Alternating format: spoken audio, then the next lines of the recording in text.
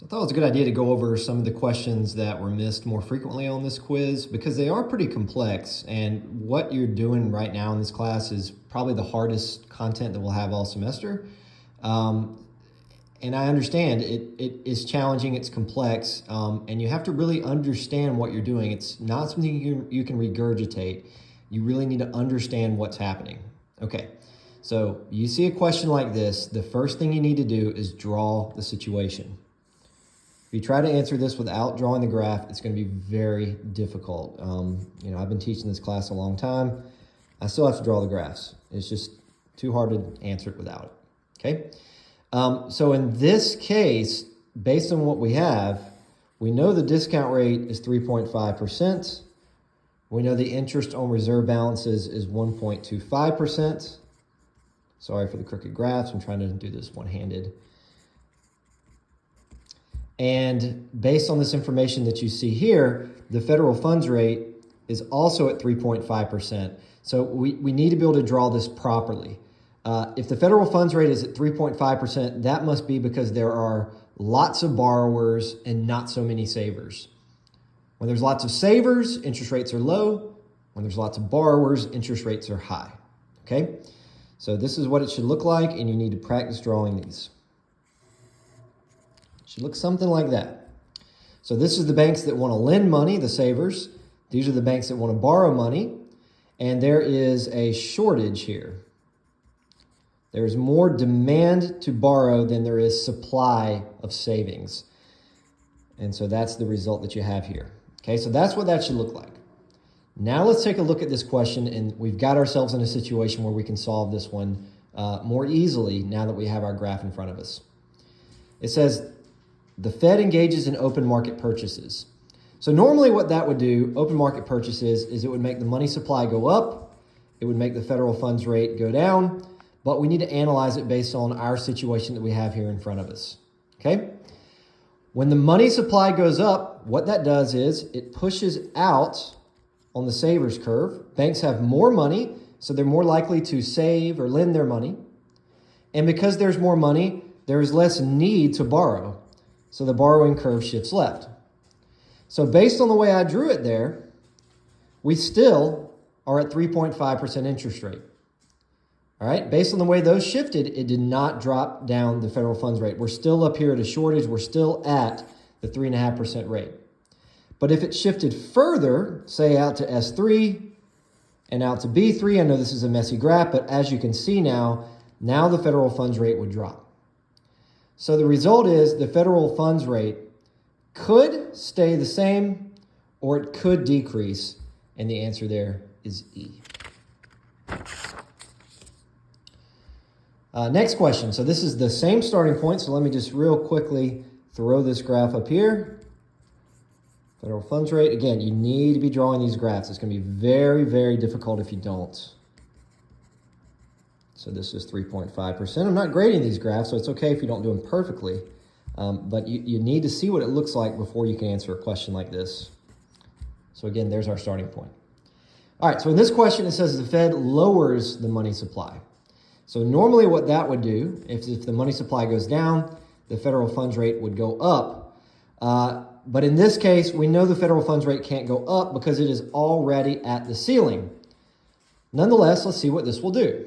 Okay, if the Fed lowers the money supply, banks will have less money to save, and they will have more money to borrow. More need to borrow, right? If there's less money, then more banks need money. So the result is the amount of money that they need to borrow from the Fed is going to be very, very large, all right? That shortage right there is money that banks were borrowing from the Fed initially. This new amount is much, much larger, okay? And if you're curious, if you're trying to figure out, well, why does this show me how much money they're going to borrow from the banks? Let's think about what this means. This point right here is how much the banks are borrowing in total. This amount right here is how much the banks are lending to those banks. So if banks are borrowing, but banks are not lending enough for them to borrow, then the difference is the amount that the banks are borrowing from the Fed. So they will need to borrow more money from the Fed, okay? And if that doesn't make sense going all through that in a complex way, think about it. If there's less money, banks need to borrow more money, and in this case, they're going to need to borrow from the Fed, right? They need money to borrow, so they're going to have to borrow it from the Fed. That's kind of a simple way to think about it, but you need the full graph to answer it in a perfect fashion. Third one here. Okay, so now, still the same type of graph, but we have a different scenario here. In this case, we are at the floor, okay? So we've got a 3.5% discount rate, just as before. We've got a 1.25 interest rate on reserve balances held at the Fed. But now the federal funds rate is also 1.25%. So it must look like this. When interest rates are low, it's because there are lots of savers, all right? There's lots of banks that have plenty of money to save. There's not many banks that need to borrow. So the result is we're at the floor. And what's happening here is the banks are saving more than they're borrowing, and that excess money being saved is all being saved at the Fed. So that amount right there would be the amount that's being saved at the Fed. So the Fed raises the required reserve rate to 14%. All right, what that does is it makes the money supply definitely go down. And normally that would make the federal funds rate go up, but we need to analyze the situation that we are in. If the money supply goes down, that will shift the supply curve to the left. That will shift the borrowing curve to the right. And if I draw it like that, we are still down here at the floor. No change at the federal funds rate. But if we shift it further to B3 and to S3, now our interest rate is off the floor and it's in that middle area there. So we don't know. We know the federal funds rate is not going to go down, but we don't know if it's going to go up or stay the same. So the answer here is D. Now, if you're wondering why this matters, why you should care about this, well, if you're working for a bank or you're running a business that cares a lot about what's happening in the economy, it's really important that you can predict interest rates. And I mean, I could go through a long list of manufacturers and other businesses that would care about that, but it's basically everyone. If you're working for a college, you care about interest rates because the ability for students to borrow money affects how many are going to try to take out a loan to go to college. It'll affect your enrollment. If you work for a car dealership, well, it's easier to sell cars when interest rates are low.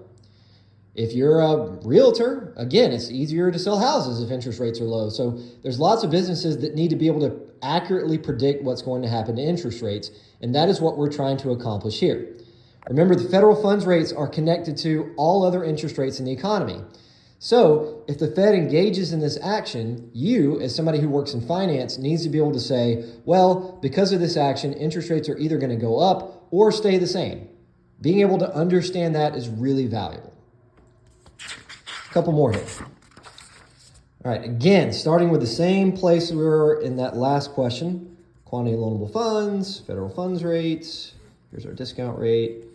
Here's our interest rate on reserve balances. Again, this is the interest rate for money that banks hold at the Fed.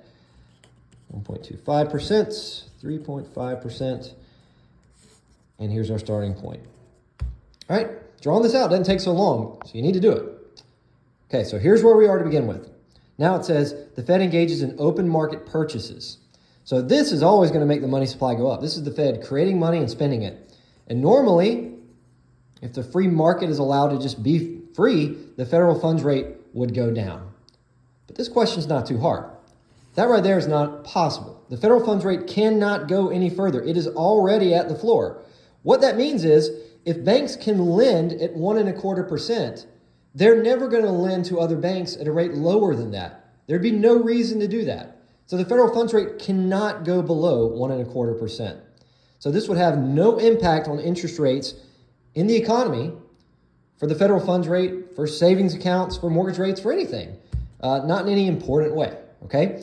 The way this would look if we wanted to show this on the graph, which would not be necessary in this case, but if we wanted to show it, the borrowing curve would shift left, the saving curve would shift right, and as a result, banks would be holding a ton of money at the Fed. Again, same graph here. I thought we were done with this, but we do have one more.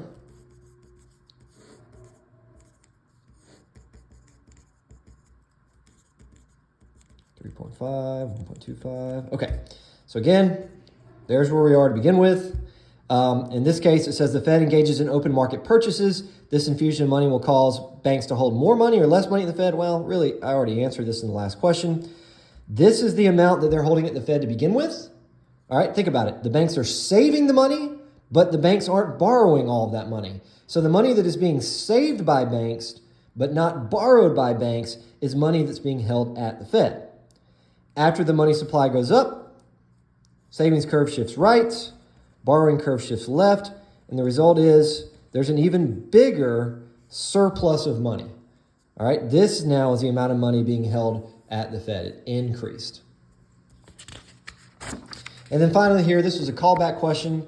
Not going to lie, I was kind of surprised so many students missed this because we had some questions very similar on quiz 1, but I want to make sure we go over this.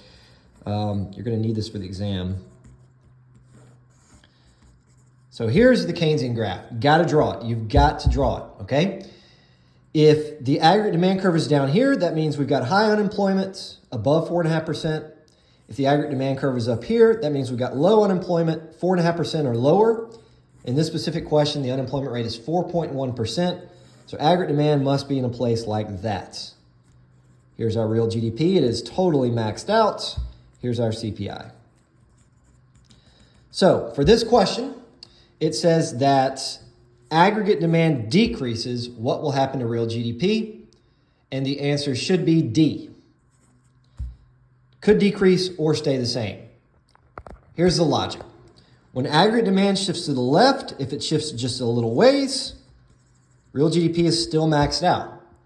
If aggregate demand shifts further, then aggregate demand will decrease. Then real GDP will decrease. So that's graphically what it looks like. If you want to understand this conceptually, I'm going to use the restaurant example again. Imagine a restaurant that is totally packed and has a line out the door. Okay? If there's 50 people in line and you went to everybody in line and took a little bit of money out of their pocket, some of those people would leave the line. But there may be still enough people in line that the restaurant still fills up. That's like if we move to this scenario here from point 1 to point 2. There are fewer people trying to buy the products, but there are still so many people trying to buy the products that businesses totally sell out. Conversely, if aggregate demand shifts further, if you take money out of people's hands and the line completely goes away, well, then you can be in a point where the business produces fewer products. In this question, we don't know how big that shift is, so we don't know what's going to happen to real GDP. It could decrease or stay the same. I hope that helped.